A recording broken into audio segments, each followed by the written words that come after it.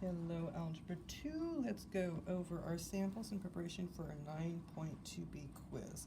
So we're still really developing the ideas of the trig functions and what their definitions are. So we're going to start with sample 1 where we are asked to evaluate sine, cosine, and tangent of theta. So remember, we do have a memory device here, so katoa. Sine is going to be the opposite leg over the hypotenuse. Cosine is the adjacent side over the hypotenuse. Tangent is the opposite leg over the adjacent leg. So what I'm going to do is I'm going to copy down what I see in black here, and then I'm going to add in red. I've added it in red.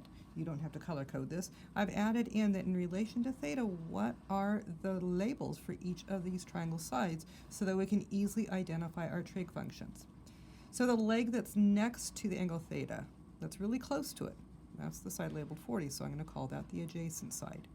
The leg that is far away from theta will be the opposite side. The side that is opposite the right angle, far away from the right angle, such that the right angle doesn't touch this side at all, that would be the hypotenuse.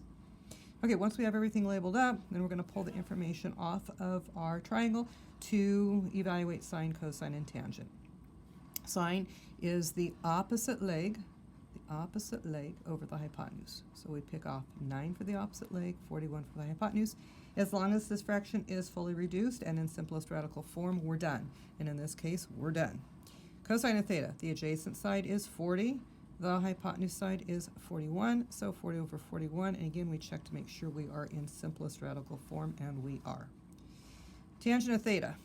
Tangent of theta will be represented with the opposite leg over the adjacent leg.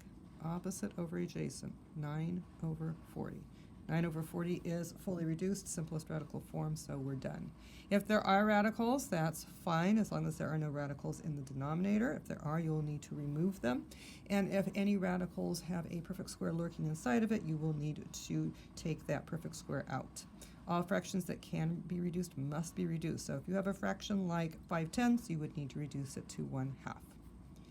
Moving on to sample 2. Sample 2, 3, and 4 will ask us to find the value of x on a triangle, and we will use a specific trig function to find that value. First thing I'm going to do, copy the triangle down and label my sides of my triangles based on their relationship to the right angle and the angle that is given to us. Opposite the right angle is the hypotenuse. Notice that right angle does not touch this side of the triangle. Opposite does not touch hypotenuse. The leg that is next to the right angle, the leg that is opposite the angle 55 degrees, far away from the 55 degree, the leg, it's the opposite side. The leg that is right next to this 55 degree angle, that will be the adjacent side. So we've got all our labels here, and we are asked to figure out x. Since we are given this side, this leg is x, and this leg is 26, we think the tangent function, because that deals with opposite and adjacent legs. Tangent function is defined as opposite over adjacent, so the tangent of 55 degrees will be the opposite leg, 26 over the adjacent leg, x.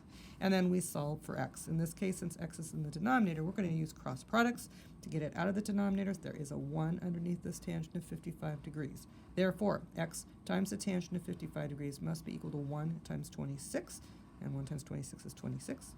Divide both sides by the tangent of 55 degrees. You'll have x isolated by itself. And at this point, you will plug this into your calculator, 26 over tangent of 55 degrees. Know how to use your calculator. Some of your calculators, you will need to put the 55 first, and then you will key in tan. Some calculators, you push tan first and then 55 degrees. Know how your calculator works, and if you have questions, please contact me. Once we have put this into our calculator correctly, it will show on our display 18.2053, and it'll go on from there. We'll round off to the nearest hundredth, which will be 18.21. Sample 3, we're looking for x again. After I copy the black labels on my triangle, I will then write in which side is which, opposite, hypotenuse, and adjacent. I will identify my hypotenuse as opposite the right angle, the faraway side from the right angle here, so x is the hypotenuse. My legs are the opposite and the adjacent sides. I've noticed that next to the 52 degrees, I have a leg, and I'll call that the adjacent or next door neighbor leg. And then opposite the 55 degrees, far away from the 55-degree angle, is the side labeled 35. So opposite, adjacent, hypotenuse. Put those labels on your triangles. Then I'm going to notice that I'm trying to find x, and I have a label on this hypotenuse x, and I have a label on the side that's opposite. So I'm thinking opposite hypotenuse. Which trig function deals with opposite and hypotenuse? Well, sine does. Sine of theta is opposite over hypotenuse. Therefore, the sine of 52 degrees will be equal to the opposite leg 35 over the hypotenuse x. And again, I happen to have x in the denominator, so I will use cross products to get it out of the denominator. X times the sine of 52 degrees is equal to 1 times 35. 1 times 35 is 35. Then I will divide both sides by the sine of 52 degrees, and I will end up with x is equal to 35 over sine of 52 degrees. Again, know how to key this into your calculator. So we will either press sine and 52 when we want to know the value of this, sine of 52, or we'll press 52 and sine. So to figure out which way your calculator needs to work, if you haven't figured it out yet, try doing this. Try doing the sine of 30 degrees. That should give you 0.5. If it doesn't, try the other way, 30 and then sine, and see if it gives you 0.5. If neither of those ways gives you 0.5, then you're not in degrees mode.